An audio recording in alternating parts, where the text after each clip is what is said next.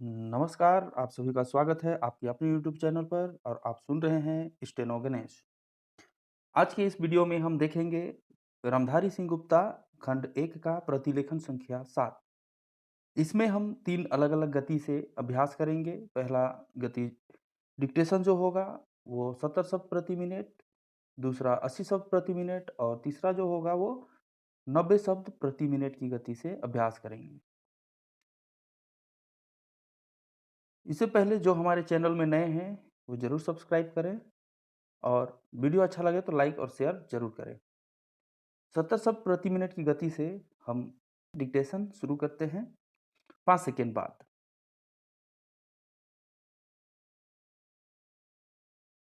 Start. अध्यक्ष महोदय, 10वीं पंचवर्षीय योजना पर विचार करते समय सदन के दोनों पक्षों के सदस्यों ने जो महत्वपूर्ण प्रश्न उठाए हैं, उन पर विचार किया जाना बहुत आवश्यक है।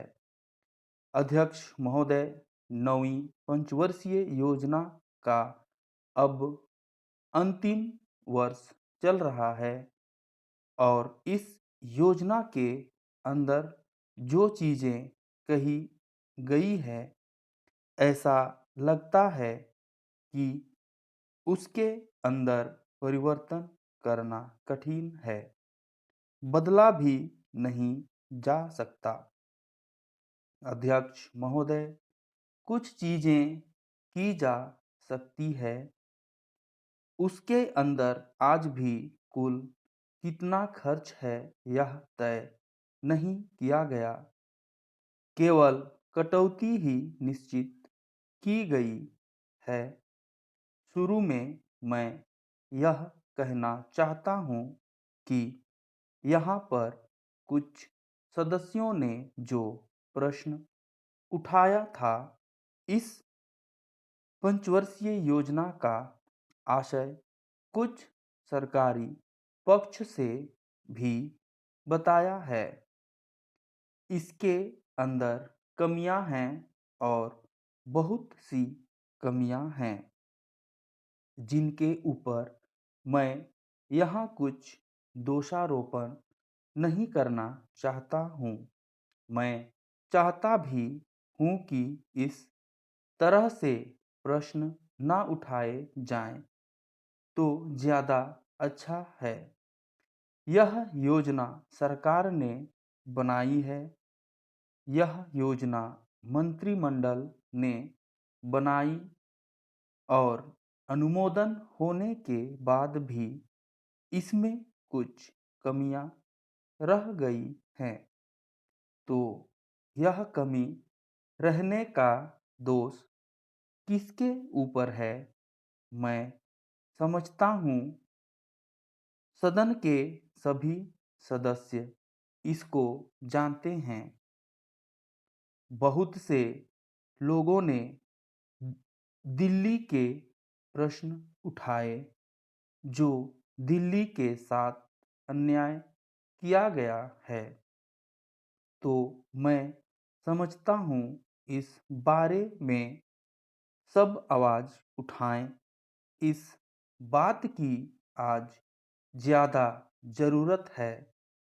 मैं यह कहना चाहता हूँ भारत सरकार से, या जिन्होंने ये सारी योजनाएं बनाई, उन्होंने वास्तव में यहाँ के साथ बड़ा बुरा किया, यहाँ के साथ अन्याय किया, क्योंकि उन्होंने इस पंचवर्षीय योजना को बनाते समय ध्यान नहीं दिया कि क्या योजना बन रहे हैं, गलत बना रहे हैं या सही बना रहे हैं। इनसे क्या लाभ हानि होगा, इन सब बातों पर उन्होंने विचार नहीं किया। तो मैं समझता हूँ ऐसी परिस्थितियों के अंदर यह बात ठीक नहीं है। ऐसी दशा में यहाँ पर 5 वर्षों में आने वाली योजनाएं बेकार बनकर रह जाएंगी। जो कटौती निश्चित की गई है उसको समाप्त करना चाहिए ताकि दिल्ली को हम अंतर्राष्ट्रीय स्तर का एक आदर्श नगर बना सकें। यह बहुत ही आवश्यक है यदि हम इस स्थान की उन्नति चाहते हैं। इसलिए अब मैं अपना कथन इन शब्दों के साथ ही समाप्त करता हूँ। 70 शब्द प्रति मिनट की गति से अभ्यास समाप्त हुआ। अब इसी प्रतिलेखन को पुनः हम लोग 80 शब्द प्रति मिनट की गति से अभ्यास करेंगे। डिक्टेशन कंप्लीट करने के बाद इसको हिंदी में आप लोग जरूर लिखें और देखें कि कौन सा शब्द गलती हो रहा है।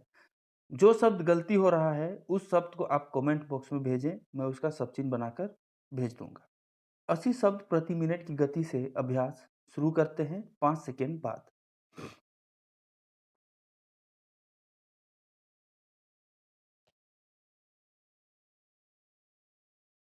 स्टार्ट। अध्यक्ष महोदय, 10वीं पंचवर्षीय योजना पर विचार करते समय सदन के दोनों पक्षों के सदस्यों ने जो महत्वपूर्ण प्रश्न उठाए हैं उन पर विचार किया जाना बहुत आवश्यक है। अध्यक्ष महोदय, 9वीं पंचवर्षीय योजना का अब अंतिम वर्ष चल रहा है और इस योजना के अंदर जो चीज़ें कही गई है ऐसा लगता है कि उसके अंदर परिवर्तन करना कठिन है।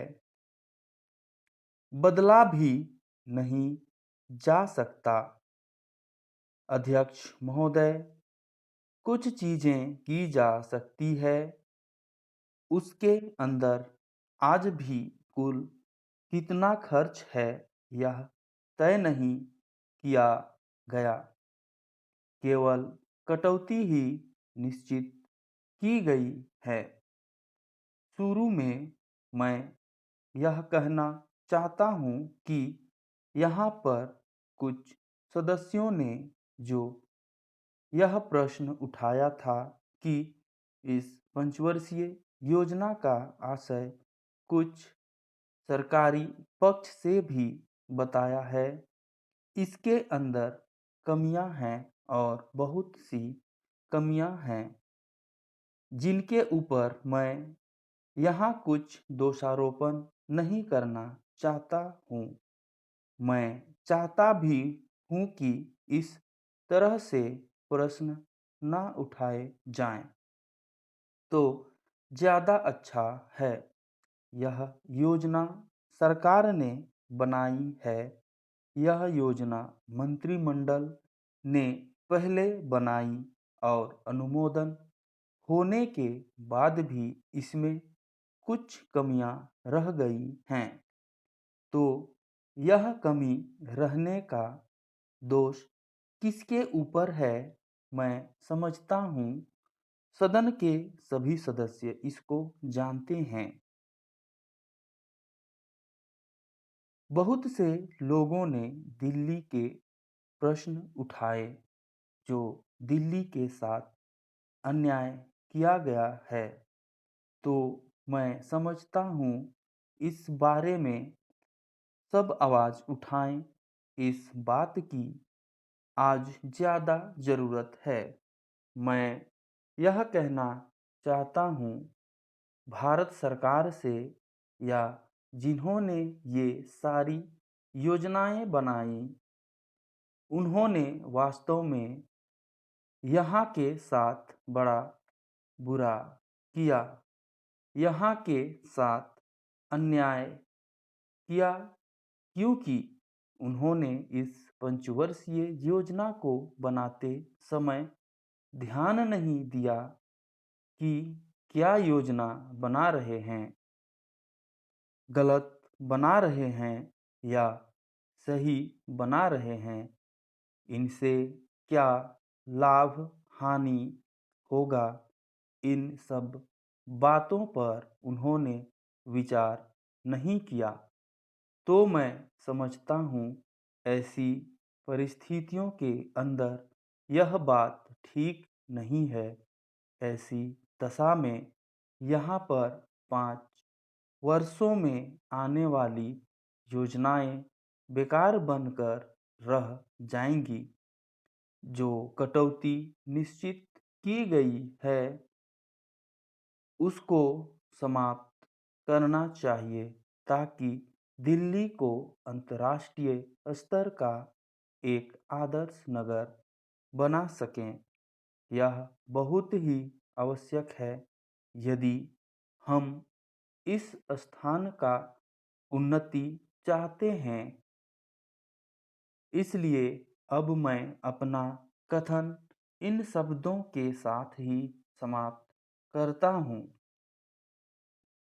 80 शब्द प्रति मिनट की गति से डिक्टेशन समाप्त हुआ।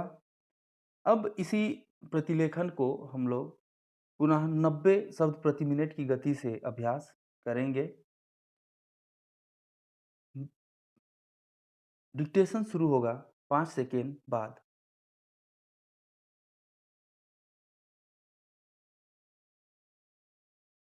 स्टार्ट।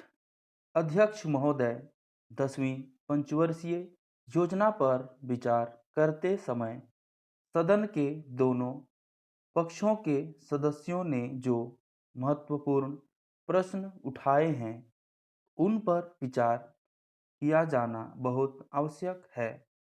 अध्यक्ष महोदय, 9वीं पंचवर्षीय योजना का अब अंतिम वर्ष चल रहा है और इस योजना के अंदर जो चीज़ें कही गई हैं, ऐसा लगता है कि उसके अंदर परिवर्तन करना कठिन है, बदला भी नहीं जा सकता। अध्यक्ष महोदय, कुछ चीज़ें की जा सकती हैं। उसके अंदर आज भी कुल कितना खर्च है यह तय नहीं किया गया, केवल कटौती ही निश्चित की गई है।